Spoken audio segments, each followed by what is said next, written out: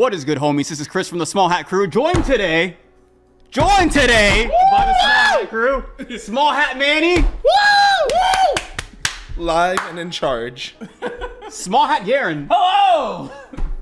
I'm here. And he's here. Believe me, he's here. You can't see, but he is here. Small Hat Nick. Go ahead and show me your little baby hands. Like, bring them to frame. Oh, yeah. All right, boys. So this is the first. So are we going with the name, the Back Table Podcast? Well, yeah, they voted, right? This is what you told me. That is the Back Table. I don't. Part of me feels like we just go Small Hat Podcast. No, it's back table. The Small Cast. We're supposed to have terrible takes back here. Okay. All right. Well. All right. So. And there is an episode 0. This is actually not our first podcast. It's so scuffed. It's so bad. We literally didn't upload it because the audio was so fucked. There's not even a backdrop here when in episode 0. There's just us shooting shit on the table. It was just like a blank. It's just a blank white wall. So do we go live with all of that right now? So okay, do we make the big announcement? Do we soft launch? Start with it, or do we like have some fun first and then go? No, I think we gotta entice them. Well, you know what? We already talked about it. We might as well just like do it. Pop off. First like and subscribe because this is a big production. A lot of work actually did go into this, as you can see. Yeah. There's a lot of troubleshooting that went through We this. got a great director. Did a lot of work for us. She's incredible. Yes. So much. We're also on One Piece TCG YouTube. Do you have a podcast set? Phenomenal editing. And then also a weekly local. That's right. Yep. That's right. We are going to launch the Small Hat Local. Yes, it is. Go ahead and speak a little bit on what that entails, Manny. And if you don't know, because you only found out a couple days ago, then So he says a couple of days ago, but like realistically, Last night. last minute. A lot of the finer details were ironed out last night, but we did. This is something that like Chris has been like his your passion project for a hot minute, and we've been talking little things. But last night was the biggest. Us getting the details, but what we're gonna do, and I believe we're starting we're starting mid-December is when we're doing the first one. I think so. So what I want to do is I want us to have, and everybody knows, a local that makes sense happens on the weekend. You know, none of that Wednesday, Thursday, Friday BS on a weekend. So I was we got work. We can't just exactly. I work all the time, man. Every Saturday, I'm thinking every Saturday, starting not this Saturday, but next Saturday, we will host our own local. Still working on the finer details. Pretty sure we're going to do it through Best Coast pairings. So it's like anything else. It's going to be a 5 what? If chat has any recommendations on how to host this tournament, let us know. Yeah, I'm thinking it's going to be a local. So pretty much people that don't have locals will have a local they can compete in every week. And maybe if you do have a local, maybe you'll skip it and compete in the Small Hat local instead, because we will have better prize support. That is right. Instead of hopping in your car, going 20 to, or if you're Trevor, going an hour and a half out to get to your local, just to get first place and get like $35 store credit. Fuck that. No, you come to the Small Hat local every Saturday. First place, $100. Second place, $40. Third place, $20. Now I'm pretty sure that goes to say that that's the prize pool when all 18 players are fired. Obviously, no. Wait, is it 18 players? No. How many players is it? You need 30. We need 32 to break even. 32, that's what it was. 32 $5. 32 players to break even. So, also, only with the Small Hat Crew are we financially investing within the community. Because if we don't hit 32 players, this is all coming out of pocket. So we are giving back to the community at this point. So if we hit 32 players, the event breaks even. If we don't hit the 32, it's just a loss. We just eat it as a loss. But it's still fires.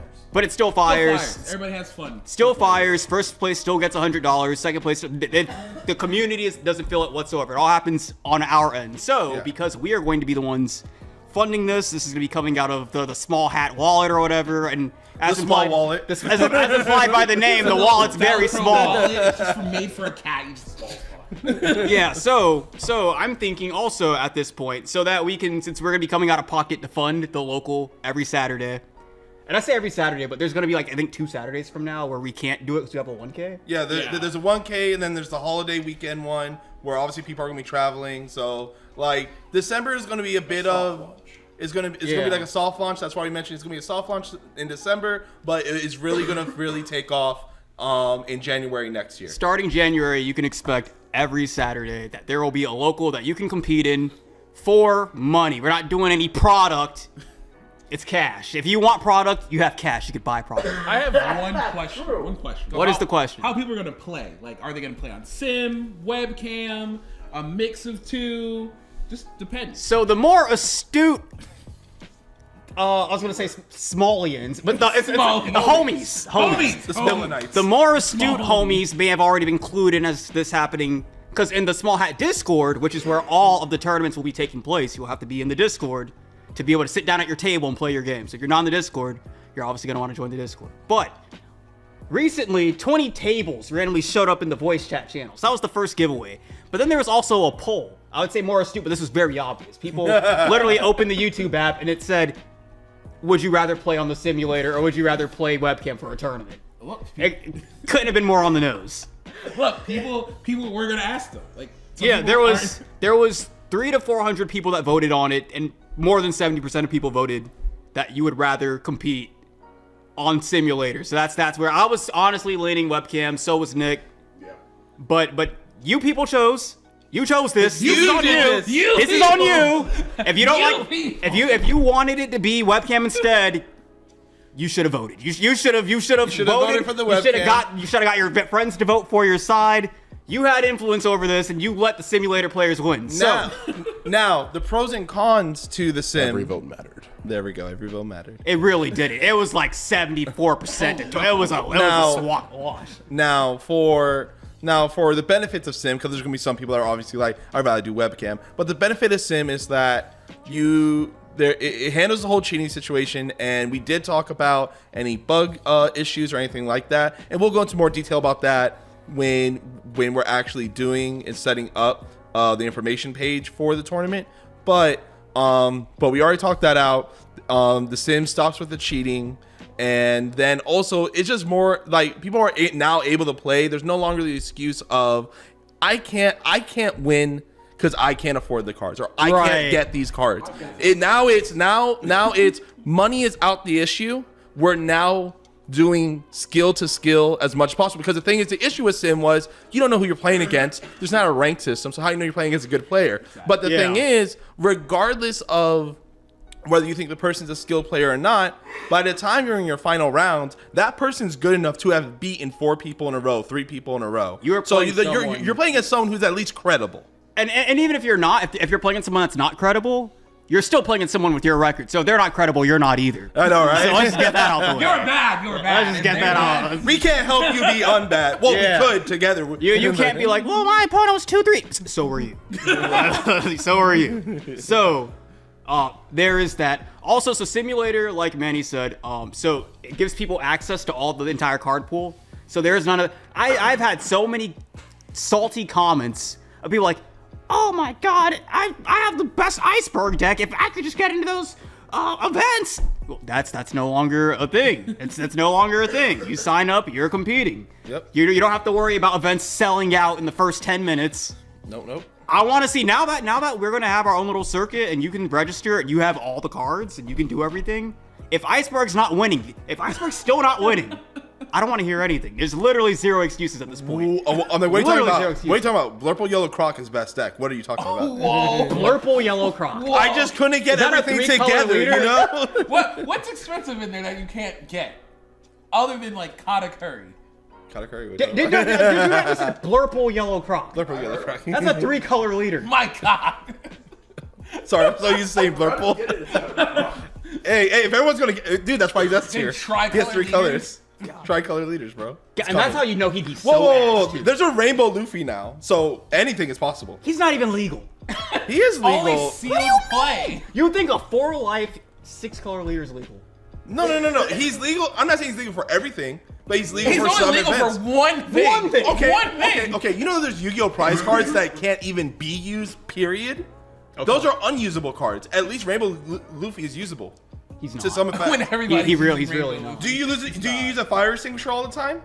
Yes, Does it not mean you all can the use time. it? Oh, you too? All the time. Oh, damn. All the time. Burn everything. All the time. I've been min-maxing that shit. I've got that shit fire down extinguisher. to a T. If we need a fire extinguisher, I'm popping the fuck off. Brother, so they've heard this is a $160 sim tournament. What's the entry fee gonna look like? So, every Saturday for $5, you get to compete at the opportunity to win $100. So, this is something that's more set in stone. I've already kind of figured out as far as the local, but on average, there are 4 weeks. I was gonna say in a year. There are 4 weeks in a month, so that would mean that there's 4 locals every month, right? Not true, actually. So the first 3 weeks of every month, there will be the Small Hat local. I'm still working on I was gonna say the semantics or whatever. The details of this other logistics. thing I wanna do. The logistics. There it is, Manny. I got you. The logistics Yeah, you of the Always. 4th tournament that happens so I want the first 3 weeks there is a local, and then the last week of every month there's a championship. So for that one it would be $10 entry. The catch here being, so instead of like with the local, first place gets $100. What we do instead is it's now $10. We need to make 160 to break even. Every entry after that's usually supposed to be profit or whatever. That's going toward the prize pool. So that goes back to the community. So first place is walking out with a minimum 100, and then there is all of this extra entry on top of that. And then in addition to that, because we will be live streaming these events, any donations that happen on stream will also be going toward that prize pool. And then, still working on the logistics of this as well, but I want to go ahead and launch a Patreon, and the Patreon will have tiers where you can support the crew so that we can keep funding these tournaments moving forward. But also those tiers will have a part of that tier. Part of that would go toward your entry fees. It would go toward the prize pool. It'd go toward the prize pool. So Manny kind of touched on it. Entry fees. So what I was thinking as far as tiers go, what I was thinking for tiers. So there would be one tier in the very beginning. I think it'd be $1 or $2 probably, and it just lets you join. And all of these are cumulative. So each tier, you get all the previous benefits too. So the first tier would be $1 or $2, and it would just let you vote on polls. So like when I want to launch a tournament every week or whatever, and I'm talking it over with the guys and all that, we can't agree on something or whatever, or we want to give it back to you to vote on what you want to happen. Those polls will only be happening in the Patreon. So people that are part of that will have say in, what kind of event, like, because I don't want every event to also be like a regular, tournament. Sometimes I would like to do crazy bullshit, like you can only use leaders that we ranked D and lower in our tier list. Oh. Like off-meta leaders, rogue leaders. Back table leaders. I would love to be able to do stuff like that. So there's just be a bunch of weird little ideas like that. You'd get to vote on like what that week's theme or tournament or whatever is. And then the next tier up would be $5. I forgot what the $5 tier is supposed to be. If I remember correct. Access to the videos that Yeah. Oh yes, videos that don't make it to the channel. For example, episode 0 of the Backtable podcast. So scuffed. Which will be slightly edited for cancellation reasons. Yeah, well, yeah. Some Small Hat said things that can't see the light of day for fear of losing employment. So it was not me. Actually, no, I do. To be fair, part of me does get edited out. Actually, to be fair, it was Brandon. It was Brandon. Yeah, someone that's not here to defend himself. To be fair, it was actually Smalls. He heard some slurs. And, Smalls is a girl, first of all. Smalls is a Don't even know your captain's gender. Oh, you right? Wild. Cap's gonna mess you up, bro. Cat's gonna mess me up. But yeah, $5 tier would give you access to any videos that don't make it to the channel, anything that gets scrapped or whatever like that. Will just end up on there. We'll just use it as a dump. Just dump random bullshit on there. Speaking of whatever happened with the deck type wheel thing me and you did. What do you mean? The one we did a few days ago. Oh, I've been in the process of it has like a fucking 34-hour render time. Oh. So I've broken it into 3 pieces. I've been rendering it separately. But remember, so one, I had to interview the... No. I understand. No. I understand all that. I was just... Nah, I got you. Yeah, because it was...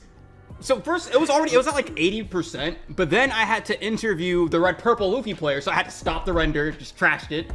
So I was like, oh, well, fuck, there goes that. So be able to record and all that, it was like, all right, so I stopped that, did the interview with him, and then I believe after that, then we did a tier list with Trevor. Yes. So that also set it back.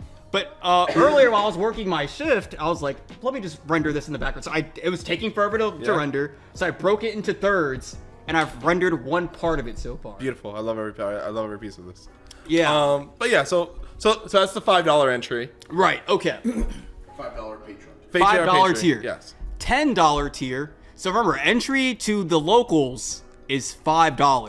$10 tier, you still get the previous benefits, but every month you get one free entry to a tournament. So that's a $5 value towards your 10 right there.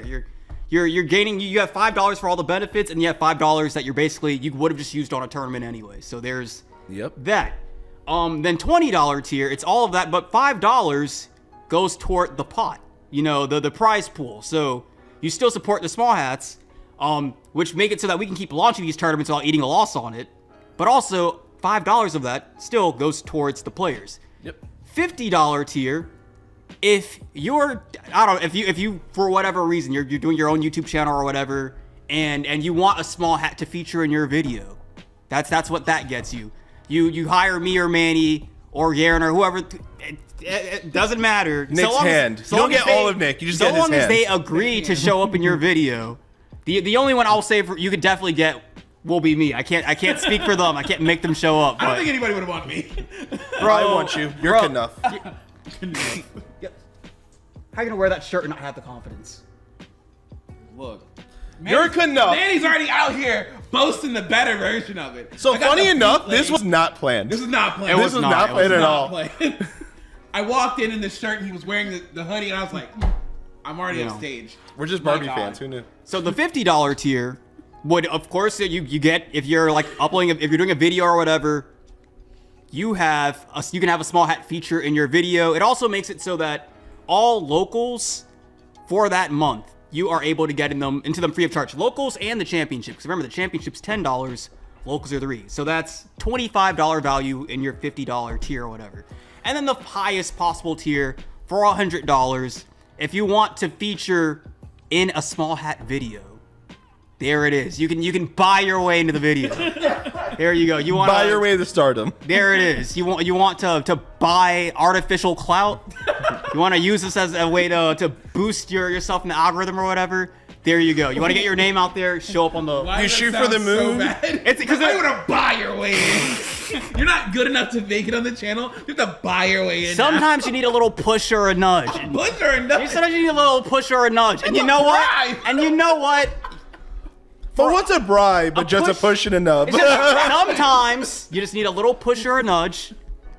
And for $100, I'll give you that nudge. I'll push you out that nest. Or no, I push you up there. Something positive. A good Push you nudge. up the nest. Out the nest into the water. You better fly. Into the trash You compactor. better fly. Yeah, so that's what I'm thinking. Patreon, I don't think will immediately go live. If it is, then it'll be linked in the description. If not, though, then It's just something to look forward to. Yeah. It's Manny said it was like a little subscription service for your tournament entry and all that. And It pretty much is. Like, let's be Yeah, real. Because like the $100 tier, that's just something where if you want to have fun with us and you want to get the most value, power to you. But realistically, I think the $50 tier is where it's going to be the most bang for your buck because you get all your entries covered and you still save money in that prospect. And then on top of that, you get all of the content that we don't push, and then any news you get first. Any news that's coming up, you guys get first dibs on it. Like it's just like the best. Like if you're wanting to find a local to play at, and you never are worried about, for the most part, like, dang, I can't get the cards, or like it's too, like, a local is too far away from me, I can't make it. That's it. And then to be fair, this is also something where like if things work out a different way and then the community changes their mind to want to go back to webcam, this isn't something where it's like where we can't pivot on that front. But if that comes, then we'll cross that bridge when it comes. But at this moment, and this would be one of those things too, because one, like, everybody voted for Sim, but if there's enough backlash or whatever, if people really are vocal about wanting to go on the play on Webcam. the webcam instead of the simulator, at that point, we host a poll on the Patreon. And if you want to be able to put your vote in there, make it count, you'd be on the Patreon and you'd be able to vote on that poll. You guys are the ones that decide how we do this, because we're just here to commentate, have fun, see the players, see the decks, maybe have a few talks while the tournament's going. But realistically, you guys decide how to play. We're not playing the game. That's You guys are realistically doing it. That's realistically it. It's and that is another thing too. So this would be finally the introduction of Small Hats getting into live streaming. We will be streaming these tournaments live. You may have seen in previous events or whatever, regionals or whatever, when a game ends, it's down. The stream is down for 20, 30 minutes while they wait for the next game to pop up. That's not happening with Small Hats. When one game ends, we'll hop into the next one. There will always be a game on stream. There will always be something to spectate. Also, commentary. You'll always have Small Hats on the commentary. We're not sanctioned or anything by Bandai or anything like that, and that's why we're able to do like cash tournament and stuff. But that also means you can get entertaining commentary. We don't have to be squeaky clean or anything like that. We can use the no-no words. We can use the no-no words. We can bully the players. I'm coming for the back tables. No lie.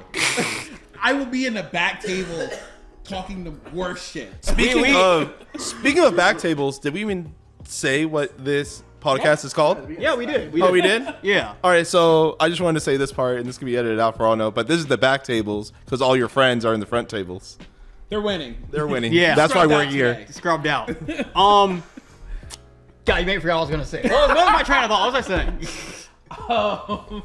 You mentioned back tables. Not saying Live stream. Oh yeah. So we can say whatever the fuck we want. It doesn't matter. We can have profanity on the stream. Profanities. That's right. We can't be doing For the back profanities. table. That's right. If Mama, a I'm player, surrounded by bad boys. if hooligans. someone is on stream, making very questionable plays, up to this point in a stream, you might see the commentator go, "Well, that was interesting." No, that shit was fucking awful. And we will say, why did he we do will that? let He's them know. cheating. The fuck is he doing? There's something wrong My man here. is not. He's not here to play. He's not here to play. And then we DQ him. No. Or DQ him. Pull him into the car and be like, what was that? What were you doing out there? DQ'd. Literally. And there will be a lot of and I will say, so we are hosting this on simulator.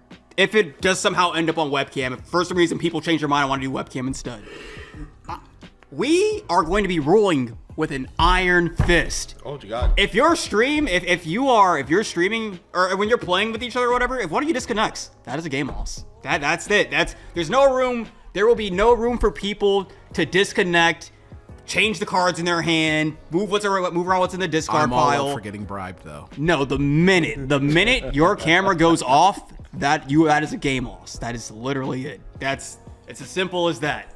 Gonna be very strict about that. I didn't see anything. Y'all may not have heard that on the stream, but one of the catches went apeshit on the blinders on the sliding door. It was the captain. That is going to be actually. to be determined, because if someone just calls the judge and says, "Hey, my opponent's camera disconnected," we have no way to verify that. Well, no. Okay. Sure.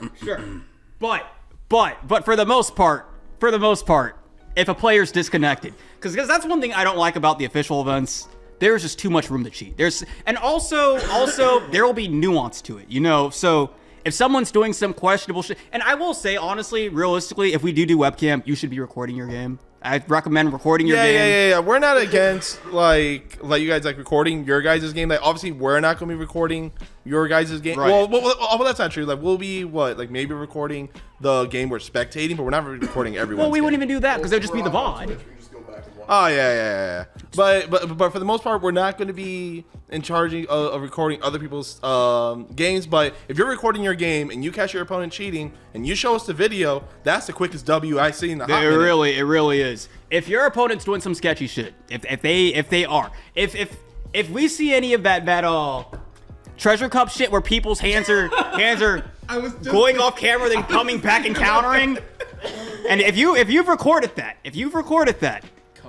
While we cannot prove, while that's not definitive proof that he cheated, because maybe he really did have that radical beam. Who knows?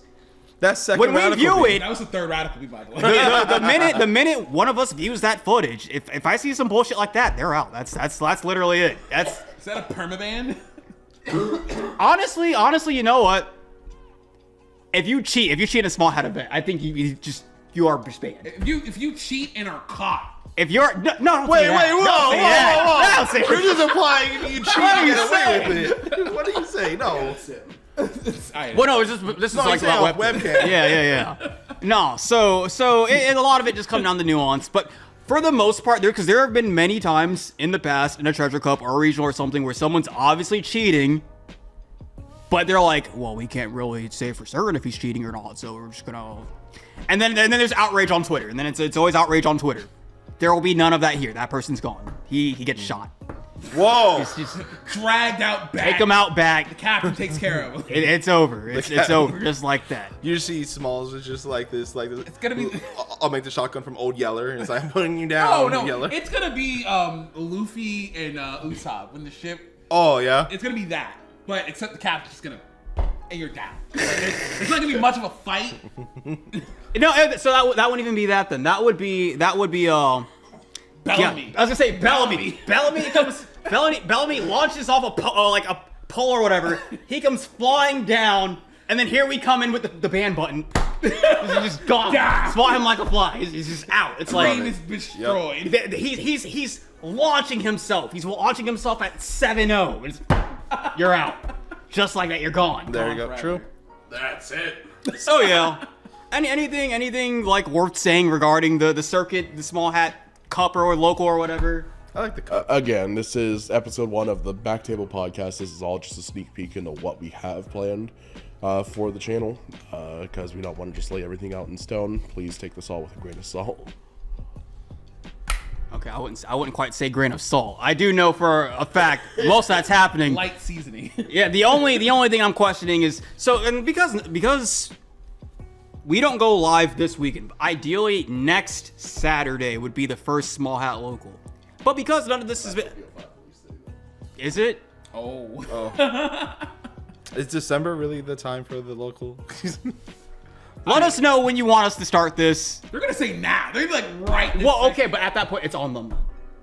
They take accountability for that. They take vote. accountability. I think you should give it at least like the end of December to like launch like the first one. Yeah. And then wait like a week or two and then start trying to do it regularly. Well, there's already Gives gonna us be enough time. Gives them enough time. I'm just saying. no.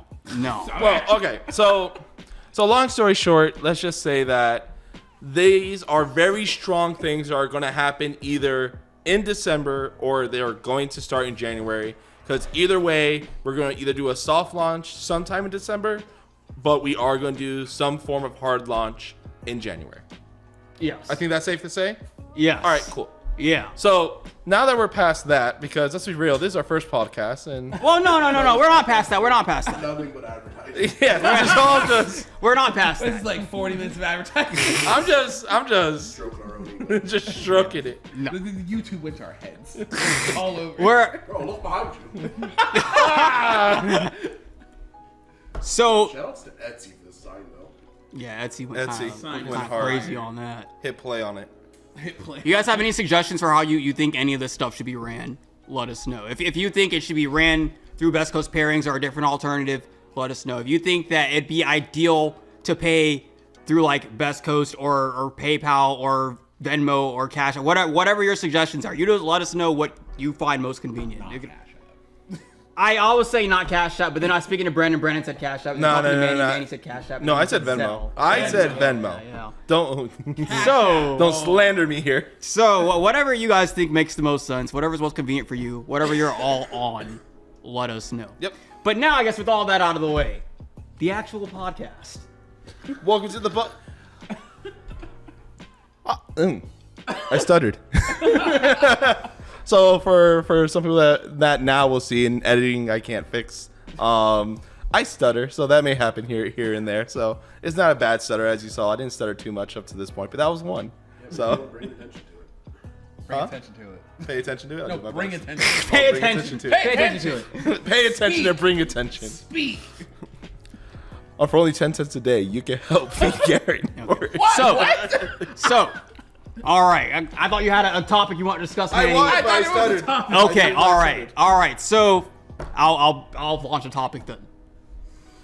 God packs confirmed real. Oh, they are? I thought they were fake. I thought so too. Like every God pack opening I've seen has been like, oh, they like take it off camera and they come back and it's a God pack. Everyone I'd seen, it was the cards were already out of the pack, like face down or whatever. Like they had already been taken out of the pack. But I finally saw one pulled live. Asaraf D. Chaz, I believe, if that's how it's pronounced. But he cracked a pack on stream, all 6 leaders. Dang. Yeah. It's crazy too, because it's like, oh my god. This pack's incredible because you get all the alt art leaders. But that also probably gets a lot more attainable because this should probably tank their value. Yes, that's what I was thinking. I'm like, are the alt leaders going to be like 30, 40 bucks a piece now? That sounds great. I imagine that they should tank their value. A single alt-art leader is gonna fucking suck going forward. Oh yeah, for sure. It's probably also going to make it, now that I think about it, if this tanks alt art leaders, if they're not worth shit anymore, this could also mean if you don't God pack, it's probably really hard to break even on a box now. Well, that's not necessarily so because if that's the case, if there's a God pack that is increasing the odds of alternate art leaders, right? That means that the odds of non-alternate art leaders, so like for example, like the alternate art secret or the alternate art super rares, those have to go up because now well, because that's just the way like odds work. I would think if there's 100 cards, right? And let's say before it was 50-50 on the alternate art versus an alternate art leader versus an alternate art card, right? Let's say that for basic someone in the comments could do the real math and figure it out. But let's say it's 50-50. Now you're saying there's a God pack that has all the alternate art leaders, not any other cards, just alternate art leaders. That means there is a slot of the 100 card of the 50-50, there's a slot that is giving more leniency to the alternate art leader. So that means it has to take from the supers. So what I was thinking, the way I thought it would work is packs and numbers and everything would remain the same. It's just now they've introduced another factor in there. There's another kind of pack you can get. But what about like, are there treasure rares in this set too? Yes. Like, what are their values going to be? Are they just the SPs basically? They're taking a spot of the SPs? We don't know that. We don't know. Because if they're harder to get than just like regular SPs it's why I say I feel like everything would remain exactly the same. The only difference is now you have you have the chance to pull. I feel like they would treat it kind of like I feel like they would treat it like. He's too far. He's too far. Oh, is he? Yeah. I feel like they would just treat it like pulling a manga panel. For example, all your box numbers remain the same and everything, but you just have a chance to pull this one thing that's worth a lot more money. Well, no. Because the thing is, like, the difference between like a manga panel card and then like this God pack is that the mega panel is still one of your 2 or 3 alternate art cards. That's true. You're now saying I'm pulling, and that's another thing we don't know is ratios. Manga panels were never part of the initial box ratios. You could pull a secret rare, an alt art, and a manga panel all in the same box. So it's random. Yeah. Well, but but then I haven't watched enough OP06 box openings to see if people can pull single leaders, or if you're gonna pull a leader, it's going to be a quote-unquote God pack. What is the ratio? What would be? Like, I don't think that if that were the case, if every pack that should contain a leader contains 6 leaders, leaders are worth fucking $20. Yes. I'm actually, nothing. You know what? I'm actually a fan of that. I'm actually a fan of that. I'm actually a fan of that because like that's not even a God pack. Yeah, it is. And that it's still worth that one pack. That one pack is $120. Even if they're $20 a piece, that's $120. Just from that one pack. That's from the one pack alone. But so, what are you talking about? Okay, if that were the case, then because pretty much if you get like 2 boxes, you're getting an alternate leader, right? Yeah. So that would mean for every person that bought 2 boxes, they'd be pretty much guaranteed getting a God pack. If I'm Bandai, I'm never printing that. I would never put that out. That's fucking awful. Well, no. So realistically, I think the God pack will be kind of similar to how like White Swartz does their sign cards. There's a sign card. Guaranteed, isn't it? Huh? Sign cards are 1 per box guaranteed. Is it? I think you're thinking like an alternate art, like Bro. SP sign. Yeah. Rainbow art too. Yes. That's like one in like it's X like amount of cases. Bro, that's what I feel like I feel like this shit would basically just be like a manga panel. It's a rare thing that can happen in your box, but it's not guaranteed to happen within your box or even your case. It's just something that could happen. I'm thinking the God Pack is probably like 1 out of every like 8-9 cases or something. I think want it to be extremely rare because it still gives them somewhat value. Exactly, like give it a reason to be called a God Pack. Well, that's why. I think that will be the case, and even if that is the case, though, it's why I say that. Because just God Packs exist, even if they are rare, it still puts a lot more leaders on the market. It does. So it will, by default, still tank the value of leaders. And if leaders are tanking to $40-ish or so, if you crack a box and you pull an alt-art leader, for example, you're not breaking even on that. You can pull 2 alt-art leaders, not break even on that box. You forgot the waifu packs. There are 3 waifus in there. There are 3 waifus, but if it's this 3. easy.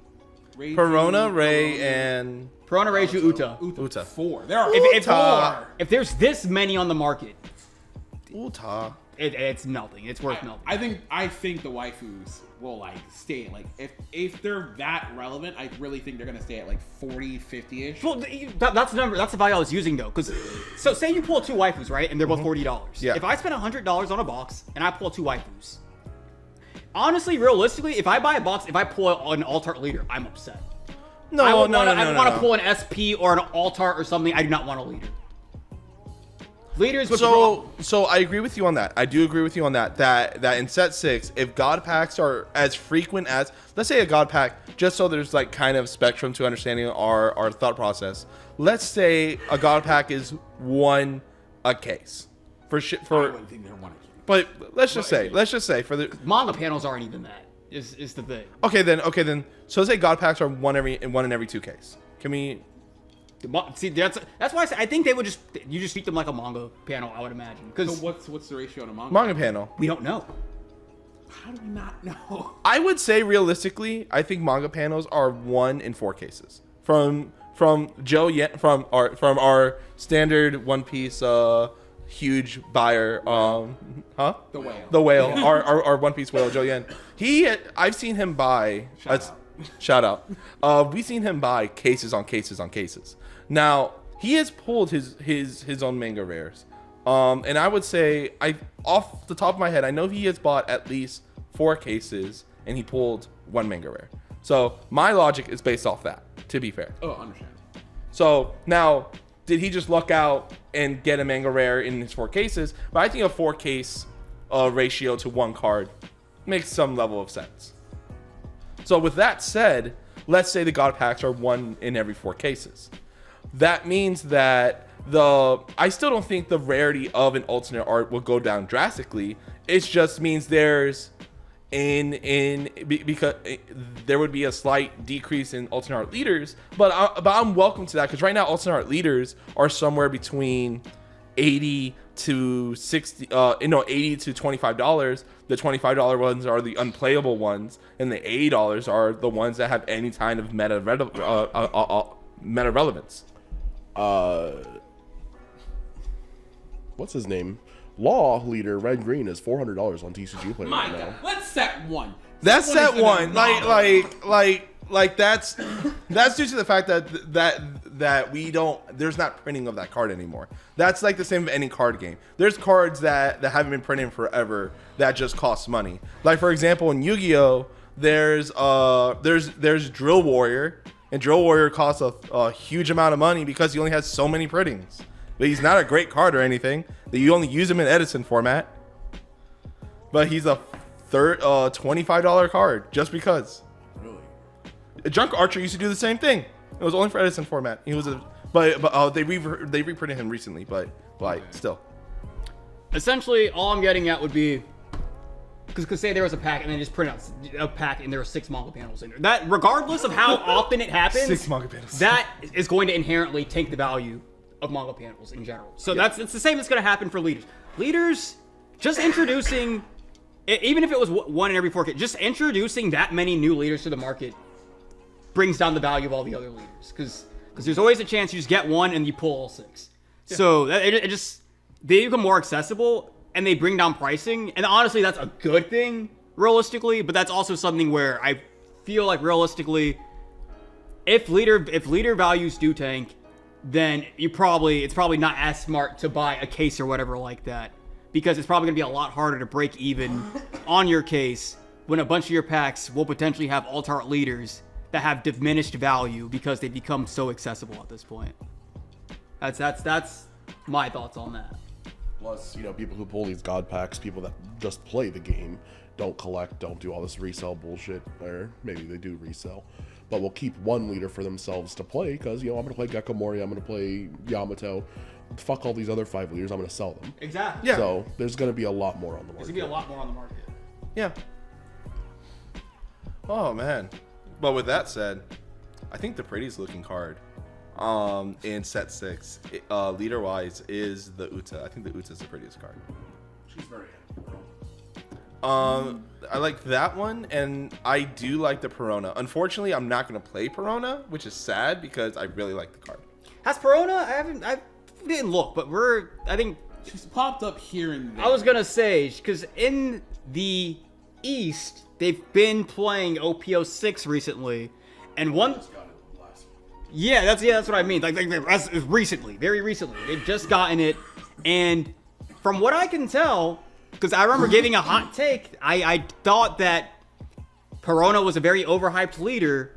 From what I've seen, it's looking like that very much so is the case. A lot of people were overhyping that leader because they would watch a Japanese YouTube channel, and Perona would always be on the right side, so she would win every single Strike game. him down. And people were like, "Oh my God, Perona's cracked." No. I saw Iceberg win on the right side. That's all I'm getting at. Like, whatever, if that YouTube channel, if they show up on the right, they're gonna win. It's propaganda. Now, all I'm seeing saying, Yamato just bully her way in. Just double attack is ridiculous. Literally, she's a 4-life leader. She's a 4-life leader in a format that introduced a leader that has double attack. So that was already inherently a problem. Then she's running Thriller Bark cards.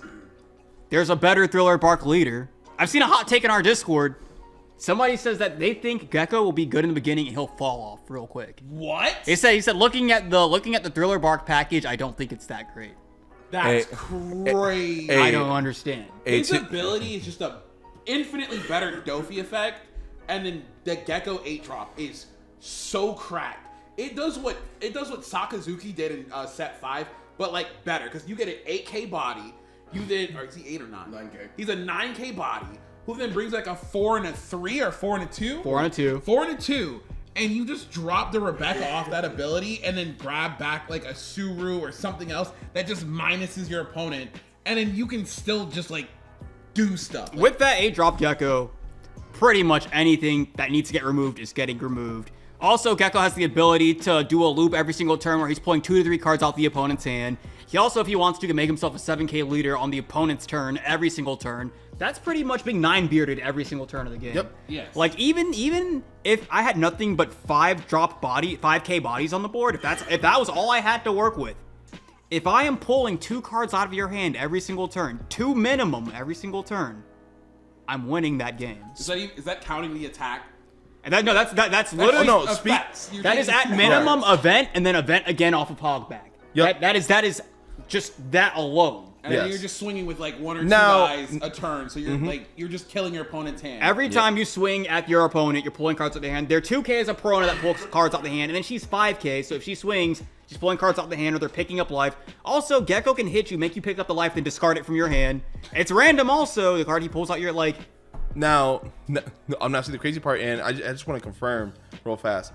Like the Hogback gets back a 4-drop Thriller Bark card. Yes. Doesn't have to be character, right? He grabs anything. Yeah, so He grabs anything. anything. Oh my God. So it's one of those things where it's that like you could do the hand loop with the 2-cost event. You could bring back the Perona that will rip a card and then have her swing and then just naturally she'll rip a card to take a life.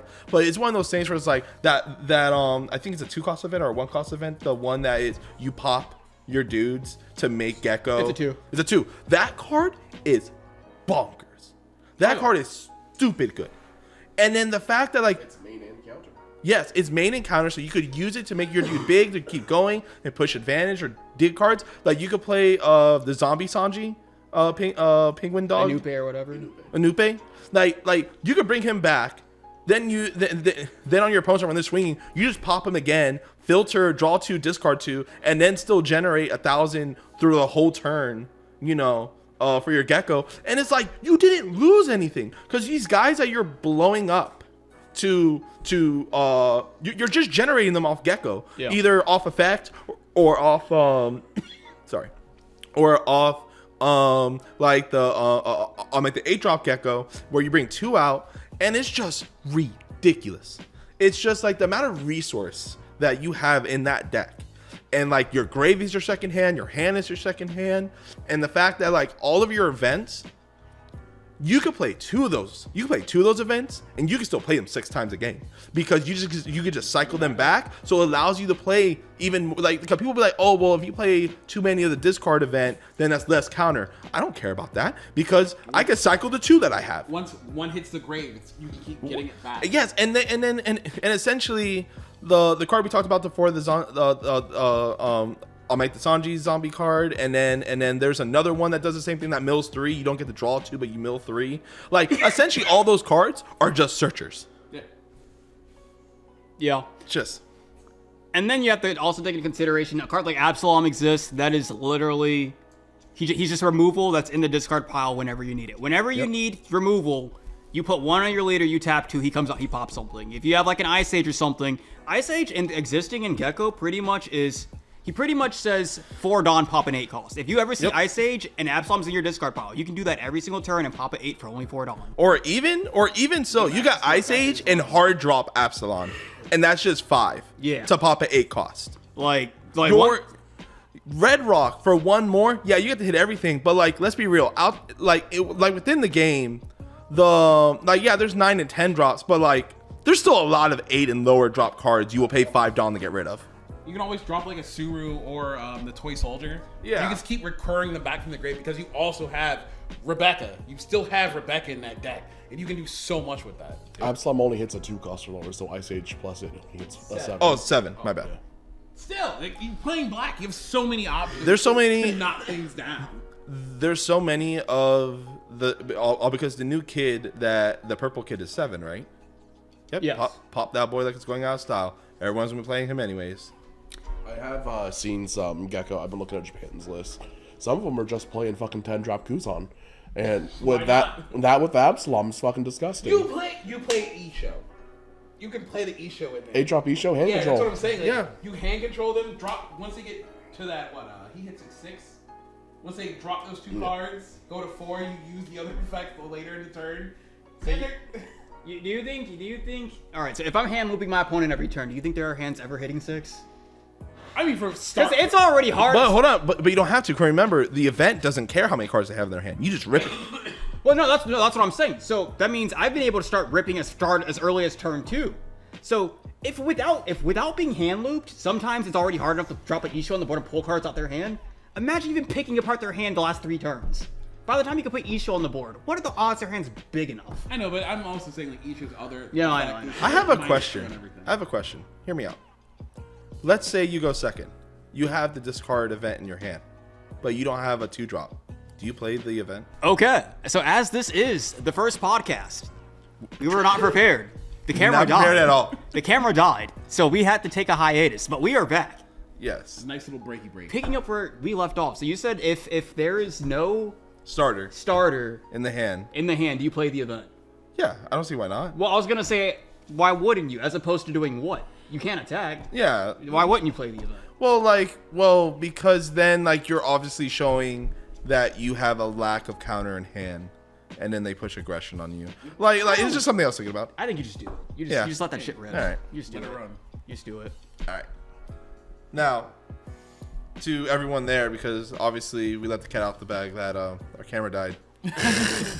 To kind of cleanse the palate, everything. Do you want to talk about what we were talking about before about our give and takes about Final Fantasy? No, not Are they not ready for this comment? Yeah, that's an episode 2 thing. We'll bring it back up. Not really.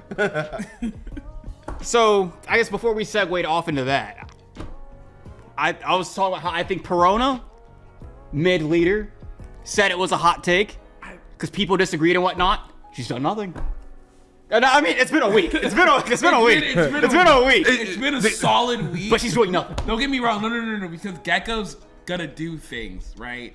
And also, you have Yamato. Yamato is just beating people's face in. That's all her job is. She's just dunking people. Because like every turn, you're just dumping all Dawn onto her and swinging face. You're either hitting your opponent for 2, or you're just ripping cards out of their hand until they can put a blocker out, and that's when you're still playing things like Izo or Nekomamushi, who's just tapping their little blockers who you're just swinging over now anyways.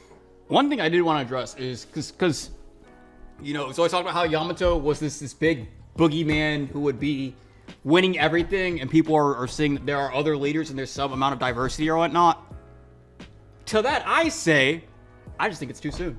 I think once we have our first 9-round event and we have serial leaders that sell for thousands on the line, and you have to show up because you want to win the money. I'm pretty sure, because we're already seeing Yamato be very dominant. But I would assume that once, because it's a new set, everybody wants to play with the new shit, experiment and everything. But if you have to win, if there's an event where you have to win, I think people just play Yamato at that point. It's only been a week, so of course we're seeing variety, people experimenting.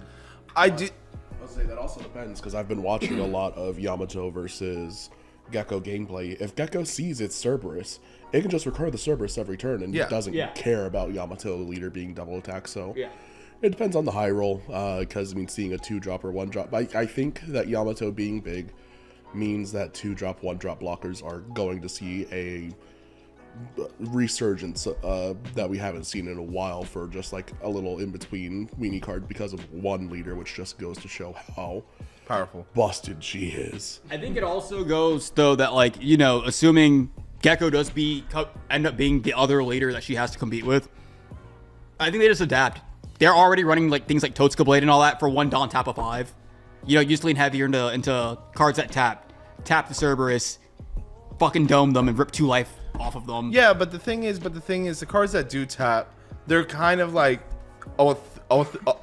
thankfully, like a blessing. I'm not saying it's better if they tap my blocker. I'd rather just block with the blocker. But at least if you're spending even 1 Dawn to rest my blocker, that's less counter I need to have in hand to stop the attack. I'm not saying it's the best, but it's something where it's that, like, I will say, to counter that really quickly, if you're ever spending anything 2 Dawn or less, though, she just refunds it. Well, that's only once she gets you. Right. But if she like spends a Dawn, taps a blocker, and then she hits you from that point forward, the other ability's alive for the rest of the game. Yes. So, I mean, it's not like there's no answers or anything to her, but I do think as far as blockers being the answer to her or whatever, because her interactions with blockers isn't destroying her answers, Green Royalty has the cheapest answers to blockers in all of One Piece, so she can deal with them in the cheapest way possible, and she can also make it so that they just never hit discard pile and stuff like that. They restand every turn, but you know, if realistically she's spending 1 or 2 Dawn to tap them, and then she puts that Dawn into something else, I don't think you care. Yeah. You know? I think, because also, like, it puts Gecko, for example, Gecko has to see his leader. He needs to see his blocker, but then he also needs her to not see an answer to the blocker. Yeah. Is the thing. Well, so I think it would be Yamato favored. Well, so I would think then, wouldn't you want to go for, like, so if you're Gecko, would you, I think whether you go first or second, you still benefit, because if you go second, then you get a chance to just play the blocker and you mulligan for the blocker. And then if you go first, you mulligan for the searcher, who then trashes, and at that point you're just kind of hoping you trash the blocker, so then next turn you play it, because then you'll be at 3 Dawn. Yeah, I was gonna say, and you're the first swing. I think you do take second, so you can play the blocker, and then on the following turn, you can use leader ability to recur the blocker. Yeah. I think. Well, no, that's best case scenario, but like. Right. But yeah. Right, but when you pick your curve, though, I mean, obviously, it does play a factor or whatever. But you do typically, when you pick your curve, you go for what would be most ideal, you know, because it's more than just that first. I don't think Yamato will ever choose to go second, would they? No, why would you? You want that first swing. Why would you? Yeah. You're right. Unless you want your first swing to be bigger, one don bigger. Yeah, but like, I mean, I'd rather get the first swing. I'd rather just get the hardest first swing. Yeah. Yeah, but with Gecko taking first from Yamato, he does get to attack first and use leader ability first. So if on his first turn he got to play this injury or put the Cerberus in discard pile somehow, he can now recur it back as leader mills too, Yeah. and then he can trash one from hand. So either way, he still gets the blocker on curve. So then, would you want to then, if you're the Gecko player, want to go first to take it away from the Yamato player? I don't know. I will say, let's just pull up real quick. Let's besides the obvious boogeyman leaders, Boogeymans. One Piece, Top Ducks. What are our other leaders doing? What are they looking like? What are they looking like? So, Whitebeard, Whitebeard, Still showing up. still showing his face. Sakazuki seems to still be there. I would think Sakazuki That's really would still good. Definitely be there. Still have our Sakazuki. Of course, there's the Gecko and Blue Green Sanji. What do you guys? It was a flat. Wait, did he win this? Did he win? Go back up to the top. No, top four. Okay, four. all right. No, whoa, that's still a You know good what? representation. Oh, no, From I- zero to hero, let the man breathe. Well, I was gonna say because I used to place a lot more like respect on a flagship. I found out recently they're barely any bigger than a local. They're only 5 to 6 rounds. 6 rounds is like top end. They're usually 5 rounds. It's a local. Well, They get a serial card for it. Yes. I do think so. So, do you guys remember like Yugi days? Like Zoro Yu-Gi-Oh days? Sanji. Yeah. Do you guys remember Yu-Gi-Oh days? Yeah. So remember those where like those were just like locals at the end of the day. But the thing is, because it had a higher entry fee cost and the price support was better, it was mostly more tailored skilled players to be in it. So yeah, it wasn't big. It wasn't like as big as a regional. But I think the quality of player was, instead of like from F to A player, it was more like C to A player. So I would say to a flagship that even though it's not as many rounds, there's still a higher concentration of quality players in a flagship. makes you believe that the 20 to 30 players would be like the cream of the crop? So this is the thing. You win a serial card. A serial card is hundreds of dollars, right? Right. Or $1,000, depending on the serial card, right? Right. What competitive player is not jumping on that? What competitive player is saying, "Hey, on a half day, I make $1,000 on a half day instead of doing a whole day"? Well, you have to look at it like this, though. So, of course, competitive players are hopping on that. It's still a $5,000 card, though. Who's not hopping on that? Yeah, but that's the thing though. Top 4. That means this person against skilled players made it in the final round. Well, that's what I'm getting at, though. Who's to say? Because realistically, the main thing deciding who gets in is who those first 20 to 30 people are. Who's to say it is the most skilled players?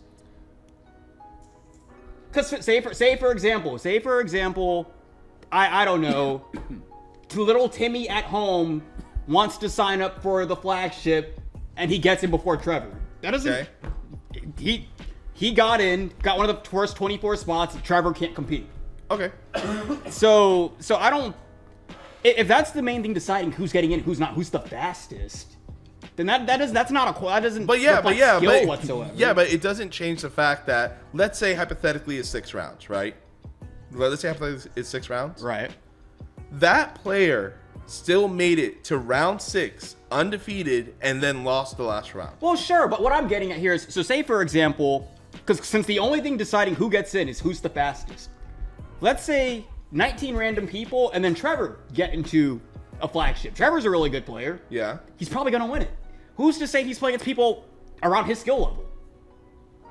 He's just playing against 19 random other people. All it takes is one big fish to make it to the top and win it all. Well, it's one big fish competing with the other people that got in as fast as they did. True.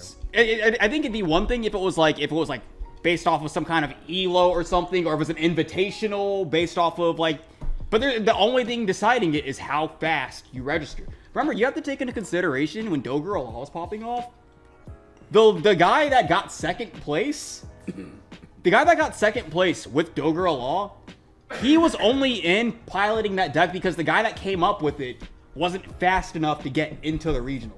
And then his friend did get into the next one, and then he proved he was an insane player. He got second at the next one. So hold on. So with that logic, it doesn't mean that the player is, but the deck still then performed. So that means, with your logic, that means that Timmy, who just got in with that Sanji list, because he got in faster, but he got that list from somebody else that's better, then that just proves case. That doesn't prove anything. Then your argument doesn't prove anything. No, because basically the equivalent would be little Timmy got in and the other guy couldn't get in. Trevor couldn't get in, so then Trevor spent the next 2 to 3 weeks teaching little Timmy how to play his deck so that he could represent him with it. Okay. And plus, so then the deck would still have to be good then, right? The deck would have to be good, but basically. So then that means the Sanji deck is good. That's not what that means. That was not the whole point. You didn't follow that whatsoever. No, it is. Basically, the point of that was basically that little Timmy could keep Trevor from getting in just because he's faster. And it doesn't, and it's not like, even if it wasn't the guy that got second place at Doverall, it could have been fucking anybody. Anyone could have taken that spot and then kept a good, because we proved there was a player who got second in a multi-100+ player event, an amazingly good player who couldn't compete in an event because he was gate kept by something as arbitrary as a player cap. Just because he wasn't fast enough. If it was based off of skill, he would have been in, but it's not. It's called better internet. It seems like a skill issue. No, I'm kidding. So Caps, I hate the caps. Bandai and these caps on the player limit is ridiculous. You know, it's so and then when you shrink the cap to something as low as 20 to 30 players, at that point it's literally whoever the first 30 people are who just click that button. That's literally it. No, granted. That's what he was trying to say. He never said the deck itself was bad. I'll say he just the deck's said bad. you get hey, it got top 4. Shut up. It got top. Thank you. I don't think it's bad. What does the list even look like? Yeah, I don't think it's probably like the most top tier threat or anything, but I think it's funny that we're talking about. Go ahead and edit lists here so audience can see. We're talking about set 6. Yeah, we're about to get into set 5. Like, well, yeah, but that's always been it. Like, Like, we always look at cards ahead of time. I was gonna say, when we played Yu-Gi-Oh, we would look at the future broken shit Japan was getting. We're like, oh shit, this is gonna be fun, and then it just wasn't fun. because like those last 10 cards, TCG exclusive, Fair. broke everything. Yeah, we don't have exclusives yet, thankfully. Like promos, they get them before us. It's really weird with One Piece because sometimes we'll get promos before Japan does. We got Jinbei before Japan did, the promo for Cost Warlord Jinbei. Yeah. Some things like that we've gotten before them, and they got a lot more before us. They definitely got a lot more before us. Sorry. But the way that, we watch their meta and their meta shapes ours, but we also have, the way our American players' brain works is burr, go, face. That's why we're kind of hooked on Yamato. But, and then we look at this Zoro Sanji, like, how the fuck did it get here? And that's how we get to the whole argument of they're just somebody who had managed to get into a small event. And another thing is, like, the Shanks cereal has 1,500 copies, whereas the Luffy only had 500. Yeah. So it's not nearly as sought after as the Luffy's going to be. Yeah, I think it really is as simple as you could go into like a Discord with 10,000 people, drop a link and say first 30 players who click on this have the chance to win a $5,000 card. At that point, there's nothing guaranteed. What do you think would be the odds that the first 30 people that get in are fucking people that have won serial Luffys and stuff like that? I guess you're right. Yeah. It's literally everybody, and it's literally random at that point. Okay. So that's why I think like if a good player does get, they're cleaning up house. They're just gonna run away with it, and it's not even close. Could you imagine though? Like, so I just had this this crazy image of just like a bunch of toddlers, bunch of babies, clicking on. No. Like, I'm like, imagine like this like WrestleMania, ring, and it's just a bunch of babies, and there's a cereal Shanks in the baby. And the baby, one grown man, the baby that one wins, grown man, the baby that wins the cereal Luffy. They give it to him, they put it in his Cheeto dust covered hand, and then he goes. He's in his mouth. No, but the whole thing would be like, it's the babies fighting for the Shanks, and there's one grown man in there just going. hitting all the soft spots. It's Trevor. Trevor goes into the daycare with a sledgehammer. With a sledgehammer. Trevor beats on babies. My God. Trevor walks in there with steel-toed cleats. Bro. Just It's a cereal shanks. Picks up the bloody cereal shake. It's like the easiest turn to have invented. Walks out of it. Trevor walks out. Those babies never stood a chance. He's like, I did that for Tampa. He walks up to the baby. He's like, I'm gonna do something you can never do. Check this out. Walks away. He's like, see, I can walk. No. Because that assumes that the baby's alive. No, I don't think Trevor's a murderer. Look. Trevor's gonna watch this and be like, why was I name dropped so many times? Trevor just has to come on and defend himself. Yeah, then. Trevor. You gotta come on episode 2 and defend yourself. Trevor's not a murderer. Trevor, I'm trying to fight for you there. Trevor's not a I'm murderer. But cereal shanks is cereal shanks.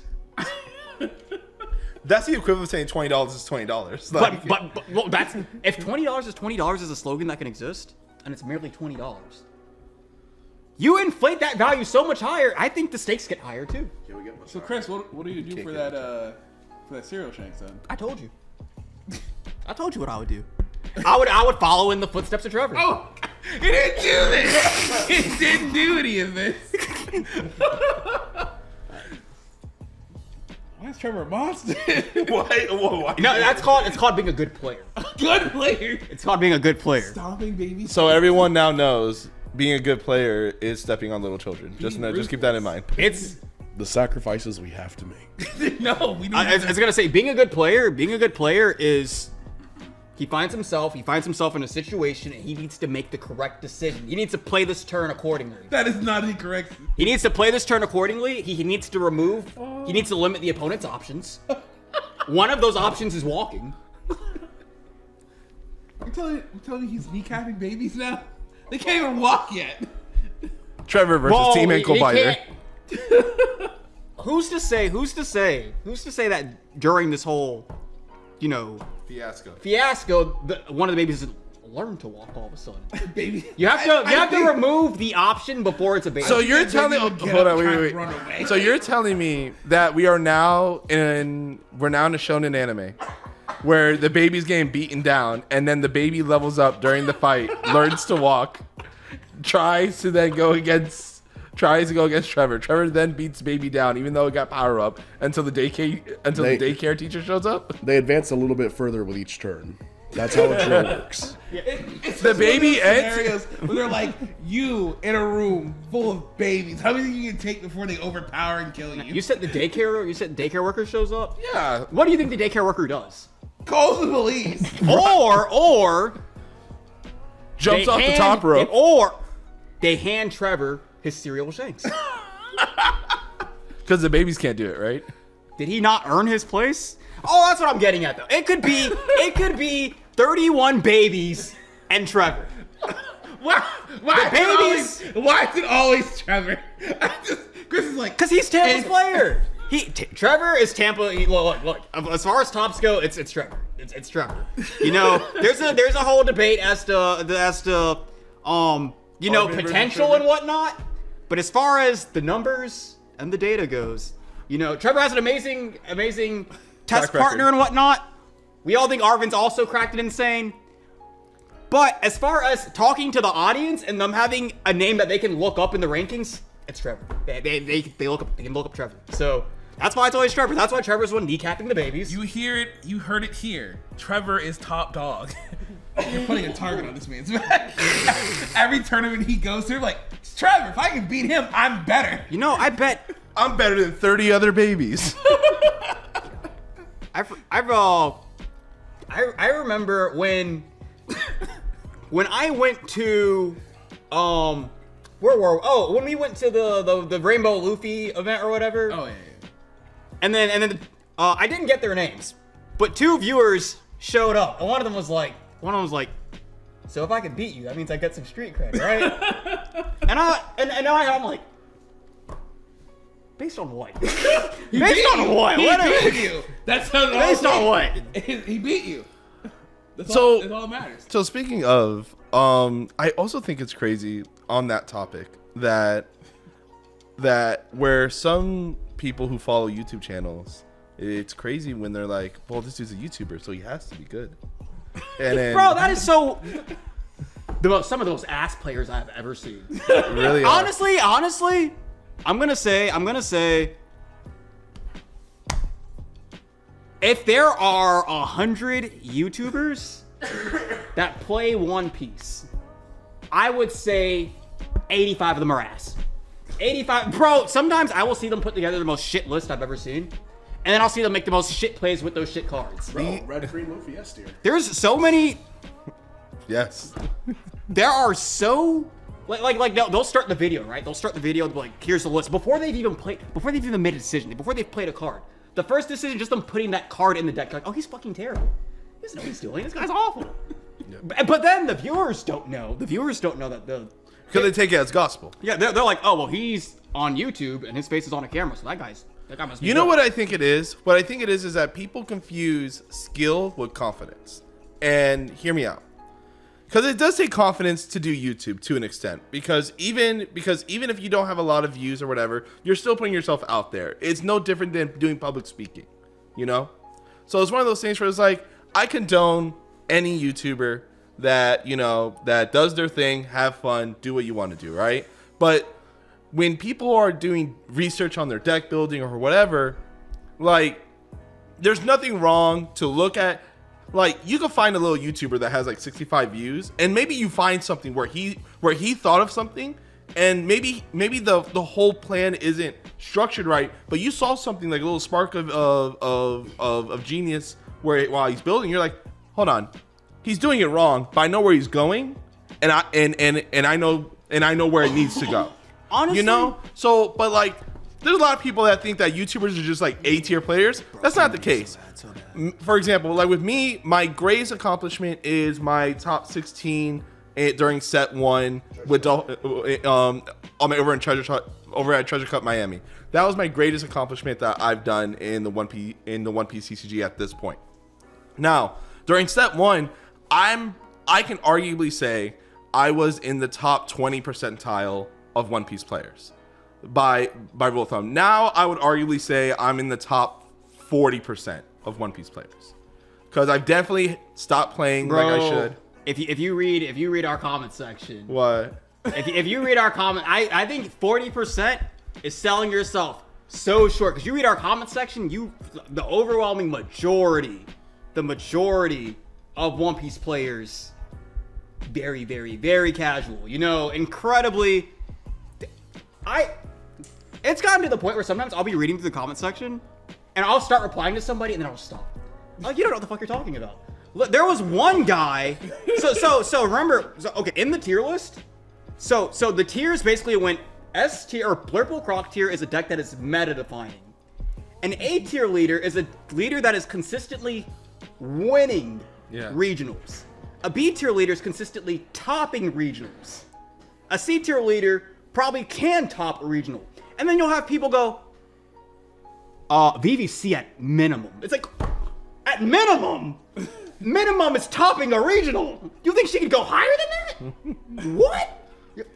If she just went up one tier, she just went up from C to B. If she just went from C to B, B would be, I am consistently topping regionals. Yep. People don't know what the fuck they're talking about. People just go, I like my leader, and I don't know what the tiers mean, but C's looking kind of low. And then it's also crazy too, because like, first of all, your leader's never done anything. They've never done a fucking thing, right? Doesn't mean they're bad or anything, but they've never done anything. So at most, at that point, maybe you could argue that we bump her up from Red Green Luffy tier to maybe D tier, or maybe you argue to put her in C tier. But to say that she should be no lower than C tier, that's crazy. It's fucking asinine. People will just say shit. They just say shit. But that's what I mean. It's like the majority of One Piece players are on YouTube. And it's like they're looking to learn, and that's cool and everything, right? We won't gatekeep skill or whatever. No. But I would say, I would say maybe only like 20% of One Piece's player base is competitive. Really? You think that's the case? I really do. Because you also have to think too, take into consideration, like, as far as big One Piece YouTube channels go, the ones that are, for the most part, the biggest are the ones that are putting out tutorials to teach people how to play the game. It's teaching people like skill. Like if you've played a card game for a long enough time, there are just these skills that you just pick up and learn naturally. Yeah, of course. But the majority of like the big videos, One Piece TCG videos on YouTube, are the ones where they're having to teach these skills to the viewer. Yeah. So the majority of the One Piece community are people that don't already have these skills, and they're looking to better themselves and improve and stuff like that, which is fine, it's A-okay or whatever. But that is like the majority, you know? Even like a lot of our viewers, for example, and that's why I say it's not a bad thing or anything, you know, like put out something instructional or whatever, and they're like, thank you for teaching me that, I didn't know that or whatever. Go for it, you're gonna say something? No, I was like, finish. Oh, yeah, they're like, thank you for teaching me that or whatever. And you know, that's cool and all that. It's like, oh, cool. Well, so they took something away from this video or something like that. But it just goes to show. It goes to show that most people on YouTube are, and I'd say, and even those players are ahead of a lot of the other players too. Because so you have the players that are very competitive usually, and they already know how to play the game. And for the most part, they probably won't even watch One Piece instructional content or whatever, because they'll view it as like, there's nothing you can teach me that. Yeah.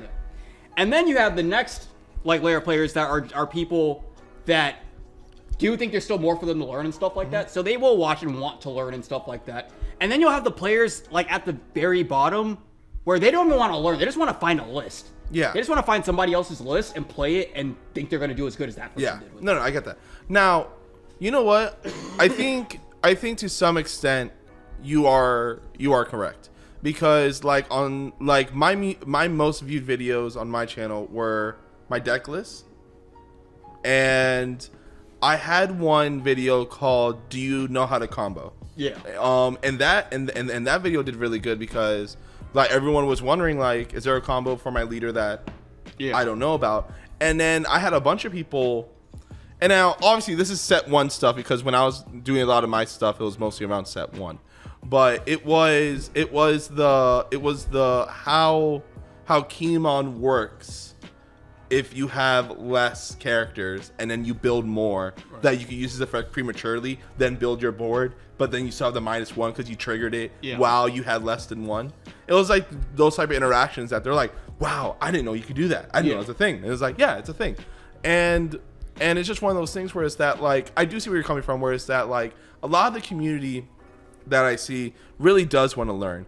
And then I guess it's like, well, if I don't have a good friend that's a good player, you know, for me to learn off of, I have to learn off somebody. Right. So like you're just picking whoever one sounds great that you don't mind listening to. Because there's a couple of not One Piece YouTubers, but when I was playing Yu-Gi-Oh, there was a couple of Yu-Gi-Tubers that were like they spat out really good information, but I couldn't listen to them.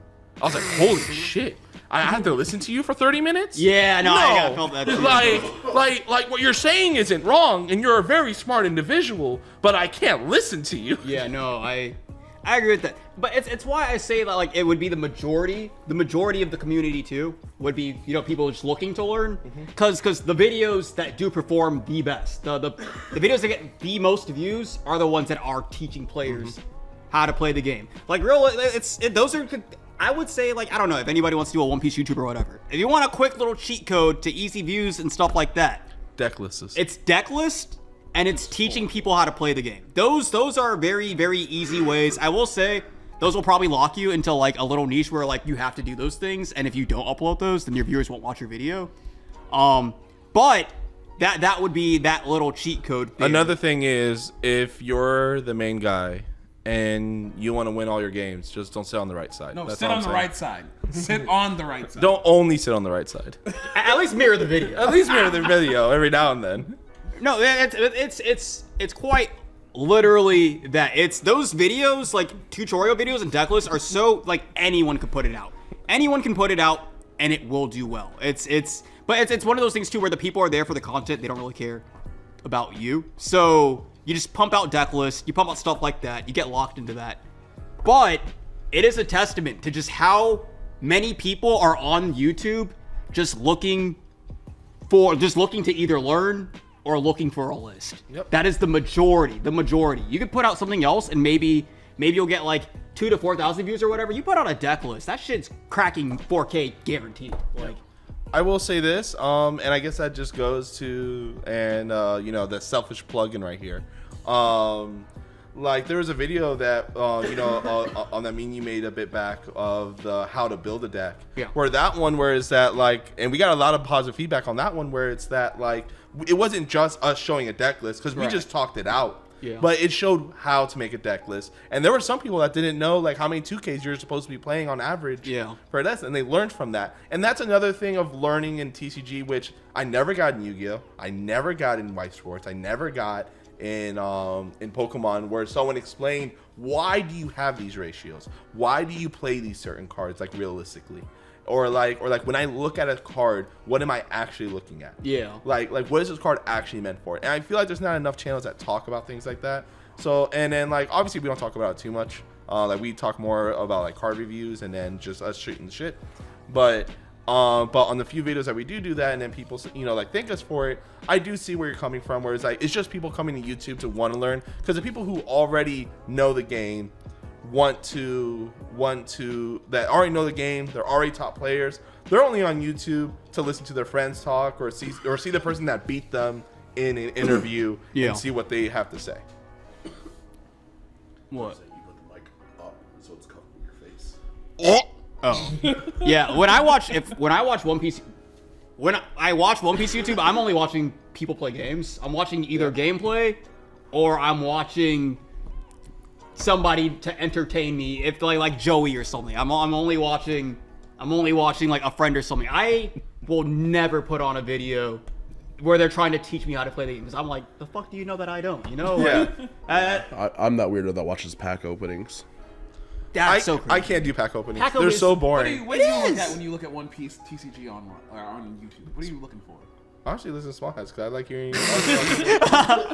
Literally- like so even the videos that I'm in, I re-listen to them because I try to see my mannerisms that I don't want to repeat in the videos. Yeah. Because sometimes you just like do like, you know, do your normal habits because that's your life. You don't realize you're doing it, but then when you listen to yourself back, you're like, oh shit, I sound like an idiot. Oh wow. Or oh shit. I like- always sound like an idiot. well, but you can just like, you know, like try to, like in my case, I try to think a little bit slower so I don't stutter as much and things like that. But like besides that, on like I just want to stay on top of that Small Hat lore because unless you're caught up with the lore, you don't know why the Blurple Croc is S tier.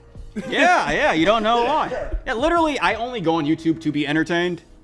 So I'll watch a game, you know, because that's not someone trying to tell me anything about a deck builder. That's me watching it to take away my own conclusions from it and stuff like Yeah. that.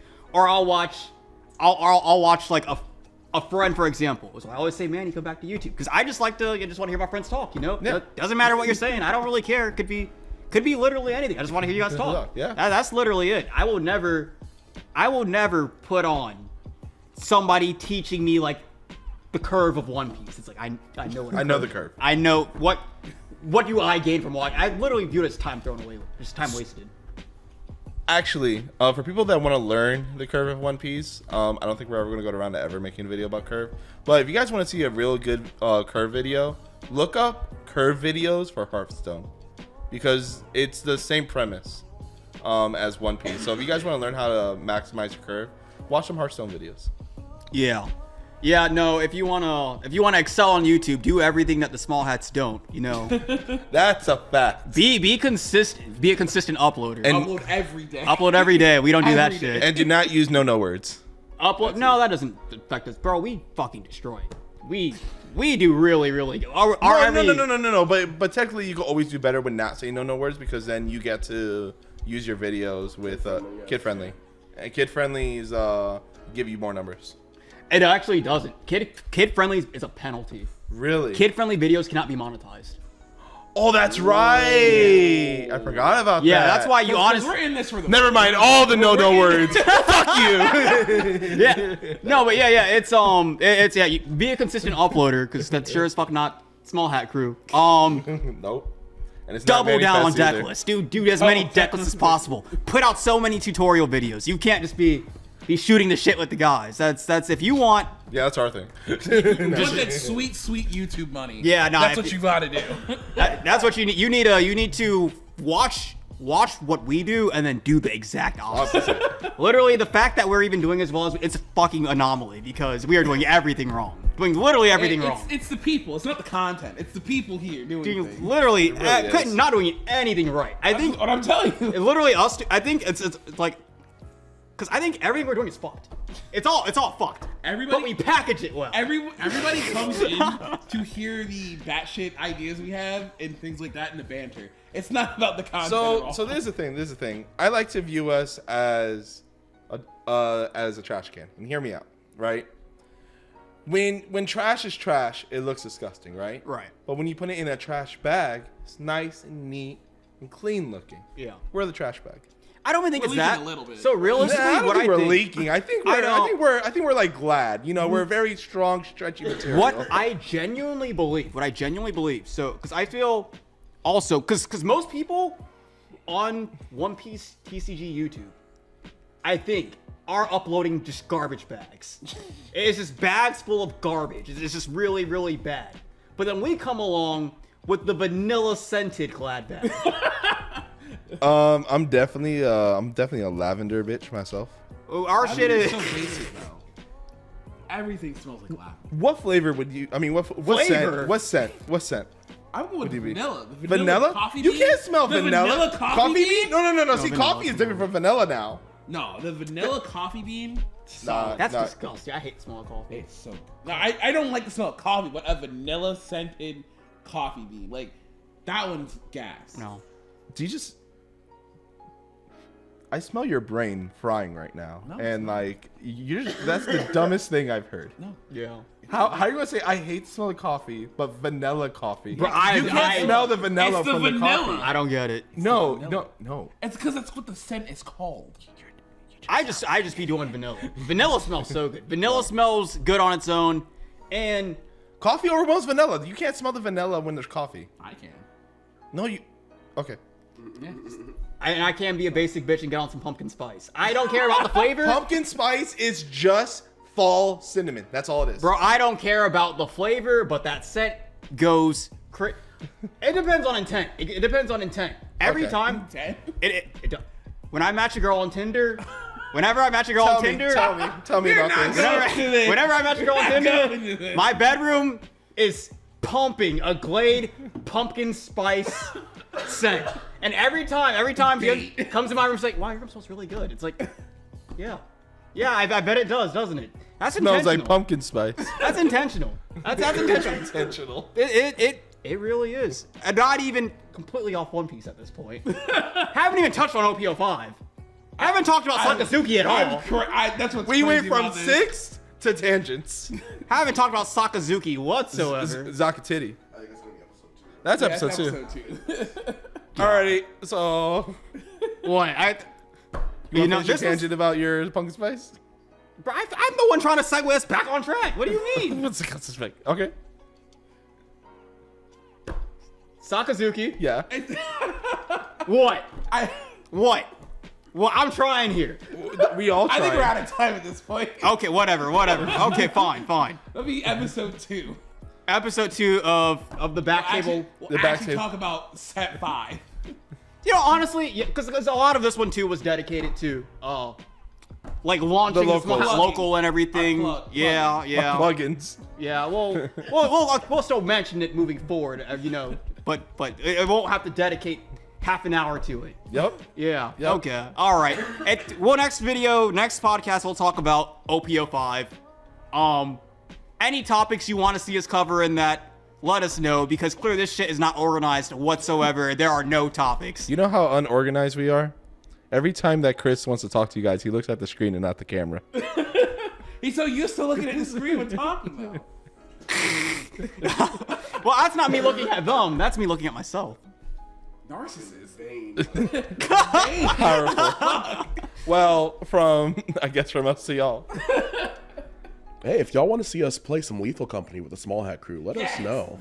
'Cause that shit would be fire. Hey, Nick, could you sign us off with your movie narrator voice? Until next time, the Back Table Podcast. Thank you so much. We'll see you guys. See you guys. Bye bye.